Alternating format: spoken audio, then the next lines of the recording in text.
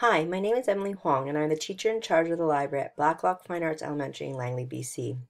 English ivy is an easily grown plant, and it spreads by sending roots out into the soil, fissures into walls, and into the structure of other plants. It consumes as it covers, and it's been known to choke other plants and trees if allowed to spread unchecked.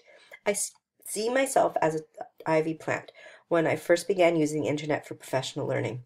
I lurked and grabbed hold of information, ideas, and resources that I could amass and organize to my liking. I began with Pinterest as I followed and pinned many ideas from teachers, librarians, and artists. When I was introduced to Twitter by Gwyneth Jones, a daring librarian, at a Pro-D workshop, I realized I had a new place to lurk and collect ideas.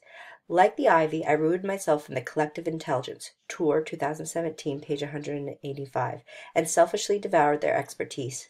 I may not have destroyed anything, but I was not contributing to the wisdom of crowds. Casa Todd 2017 challenged my perception and use of technology in her book Social Media. I realized that I should consume and contribute to the wealth of knowledge and information of professionals. I needed to curate a positive digital footprint and partake in digital leadership while developing my expertise. Casa Todd 2017. Within a year, my PLN consisted of Twitter, Pinterest, and the beginnings of a teacher librarian blog. After sharing my Twitter account, with students in September, I realized that my account consisted of 5 posts over 3 years. I immediately beefed up my contributions and links to other professionals. I like Twitter because tweets are short and images are easy to upload, and it is simple to tag an expert. I enjoy having experts and authors write back and comment on learning in my library. This type of microblogging, as described by Morelion in 2016, page 67, can be restricting when you're limited to 240 characters per post, and tweets are easily lost in your thread if you don't browse your account regularly. My blog was started a year ago on Weebly, but it was abandoned when I couldn't figure out how to build it. The blog has been niggling at my brain constantly because I feel the need to tell my story in a more humorous and scripted fashion. This weekend I revisited my blog, and lo and behold, I was able to figure out the mechanics. It must have been all the hours working on projects for other courses. While my blog allows me to expand upon the stories and teaching experiences, it feels like a one-sided conversation, and I will enable a comment section, but I'm unsure of how to promote foot traffic on my page. Finally, I still use Pinterest as a way to visually acquire and organize teaching and library ideas. Conversations on Pinterest are limited and not utilized often. Like Twitter, it is easy to search and allow other professionals, and I like that. My PLN allows me to share and learn from other professionals around the world. I think it is essential for teachers and teacher librarians to have a PLN. Online networks can be accessed on any day at any given time, giving teachers the flexibility and the professional growth according to Holmes, Preston, Shaw, and Buchanan 2013, page 63. It is easy to rely solely on what you have always done and not try anything new. PLNs challenge our beliefs and opinions and renew a sense of excitement in teaching.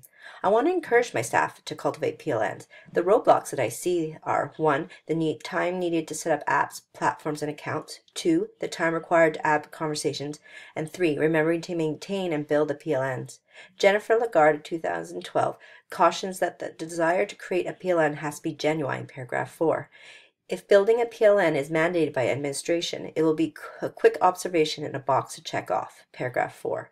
If I had more collaboration and flex time, I would encourage teachers to create PLNs by relieving teachers once a week so they could blog, tweet, or read threads. Nicole Cook, 2012, suggests that there needs to be a significant investment of time for PLNs to be genuinely successful, page 11. For more nervous and timid colleagues, I would offer to co-create feeds, and I would point out the fantastic things they're doing so that they have something to share. Something I need to do in the future is 1. Ask questions on Twitter. 2. Comment on other people's posts to carry the conversation further. 3. Make notifications on my phone to maintain my sites at least once a week or twice a month. And 4. Encourage and cheer on my staff to create and share in PLNs. 5. Finally publish my blog. And 6. Set up time to revisit my blog and Twitter accounts to reflect upon its impact, direction, and growth as suggested by Tress Carpenter, Krutka, 2013, page 7. Questions. How can we prevent siloing as we begin a new platform of PLN? Lorscher 2013 defines siloing as becoming insular and narrow by listening to voices only within our own field, paragraph 3. And 2. How do we prevent burnout if we have multiple platforms we are using on PLN?